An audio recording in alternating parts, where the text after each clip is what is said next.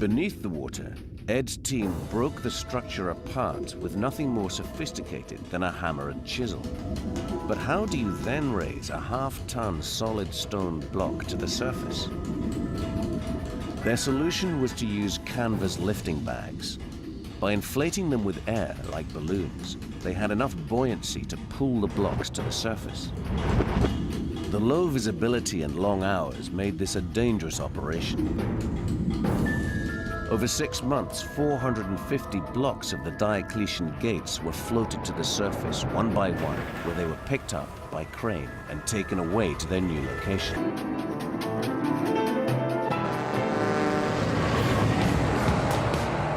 By January 1966, work reassembling Abu Simbel at its new site had begun. As well as putting the monument back together, the team faced the even bigger task of rebuilding the mountain around the temples.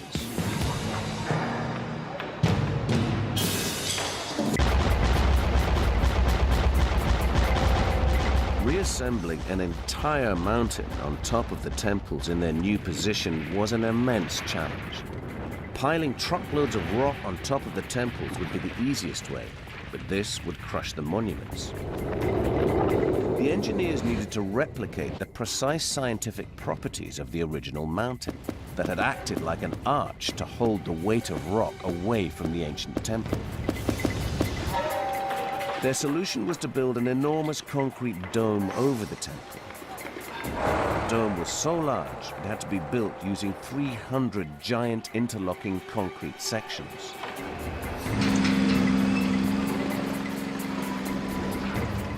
The dome would bear the full weight of mountain rock piled on top, protecting the temples below.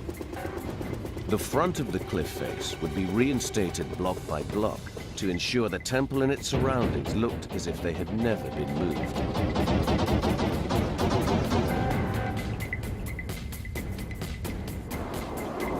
Two huge hurdles remained. Could they orientate the great temple as precisely as the ancients for the sunrise to illuminate the gods inside? And could the giant statues of Ramses II be pieced back together to guard the temples once more?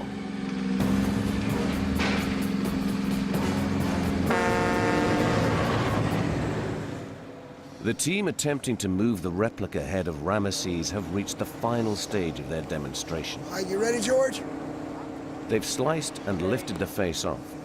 Now they must confront the same challenge faced by engineers back in the 60s when they reassembled the great temple of Abu Simbel. They needed to find a foolproof way of securing the face to the head, otherwise it would plummet 20 meters to the ground below. Cement was the obvious way, but they were worried the bond might be too weak for such a massive weight. There was a real risk Ramesses could fall flat on his face. They came up with an ingenious solution. They attached an L-shaped counterweight to the rear of the face using steel rods. The purpose of the concrete key is to act as a fixing for the sandstone face back into the rock face. Obviously, you can't put any fixings through the face to secure it, otherwise you'd destroy the archaeology. So the reinforced concrete key is fitted into the sandstone by these fixing rods, which you can see here. The snug fitting of the wedge shape into the head would make the face impossible to dislodge. But have our team's calculations paid off? Can they successfully reassemble Ramesses' face back into his head? Our team is wrestling to fit Ramesses' face back into his head to complete the third and final stage of reassembling their replica. It's a difficult task, made even harder by the desert winds. No closer! I want to go up! They're worried the L-shaped wedge could swing into the head and damage it. Rich, get that back rope. Jerry can't do two at once. Yeah. All right, we want to come down now? Very, very slowly. Oh, she's Can you go rudder? That way. Well, I can talk to him, Okay, Johnny. all right, We gotta watch the front Okay. light. You probably need to boom down. It looks Is he like. booming down then? Whoa. Tell the crane to do it. Okay, right. We're going to drop it and take it close to that edge.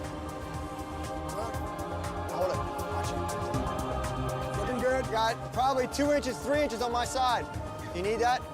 I'm really tight on my side here. All right. You okay? Yeah, good.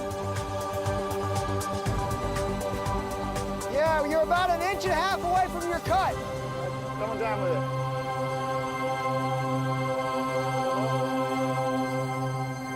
That's it, baby. We're good, we're good, we're there. Come on, put him in. That's it right there, done. There you go. 1, 2, 3, Ramesses. Hey.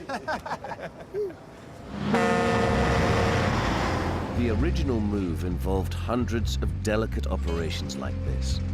It took an exhausting 19 months to completely reassemble the temples. Then they had to disguise their handiwork.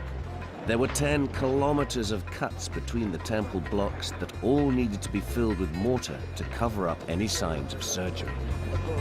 On the 31st of October 1968, 4.5 years after it had begun, and an astonishing 20 months ahead of schedule, the project was completed. Just as everyone had hoped, Abu Simbel was not only restored to its former glory, it looked as if the temples had never been moved. Ramses II must have been absolutely happy with this project. Seeing the whole world coming to save one of his monuments,